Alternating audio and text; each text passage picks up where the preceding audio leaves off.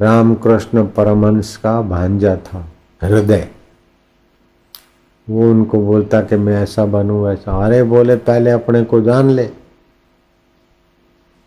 पहले अपने को जान ले, फिर जो बनना है बनना, वकील बनो, डॉक्टर बनो, जो बनना है बनो, लेकिन अपने को जान लो।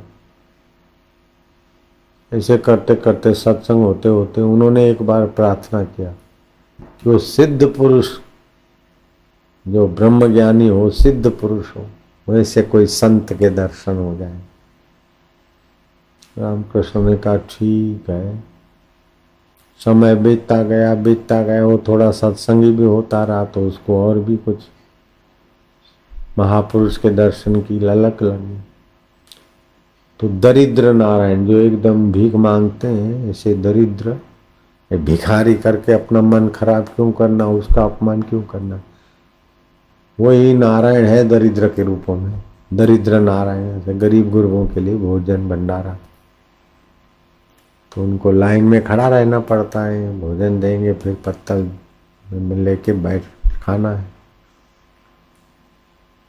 तो वो दरिद्रों की लाइन लगी थी, उसमें एक मेला मटला, एक विचित्र एकदम मेला मटला व्यक्ति आया।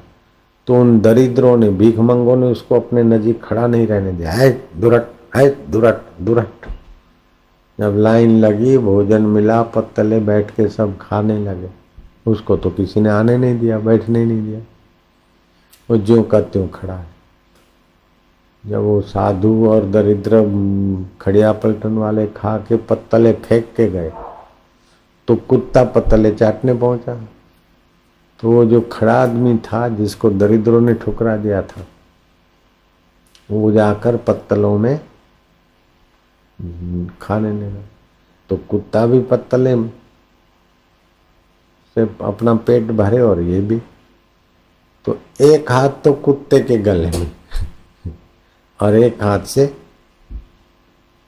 खाते भी जाएं जो जो मिले, और कुत्ता भी इधर उधर खाता जाए।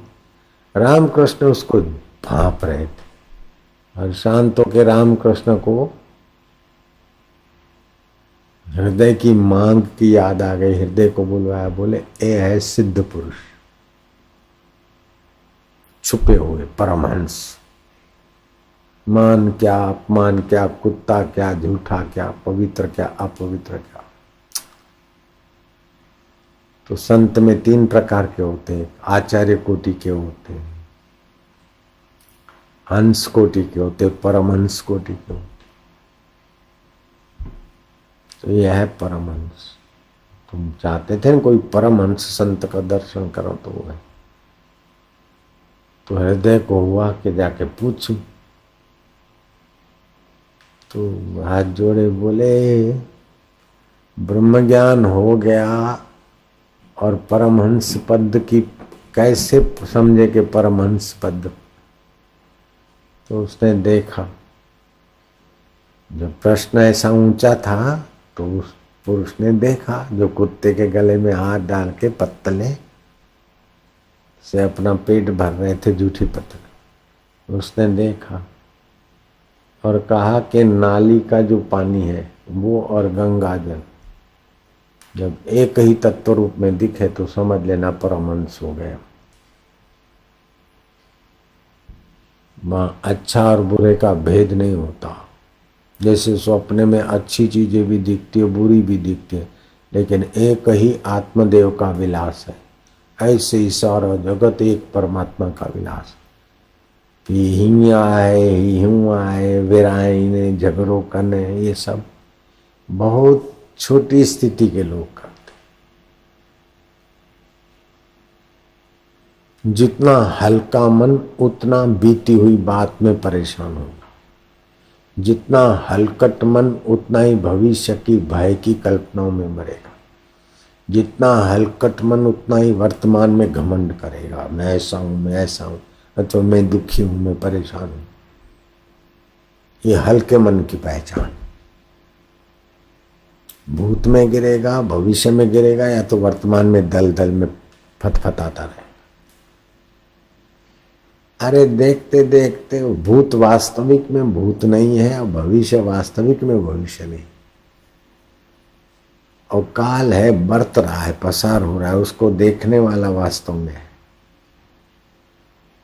7:35 हुए हैं, तो 55 सेकंड भूत हो गया और 60 सेकंड भविष्य में है, लेकिन वो भविष्य भूत में चला गया। लो अब 60 सेकंड हो गए, तो भविष्य भूत में जा रहा है, नहीं जा रहा है।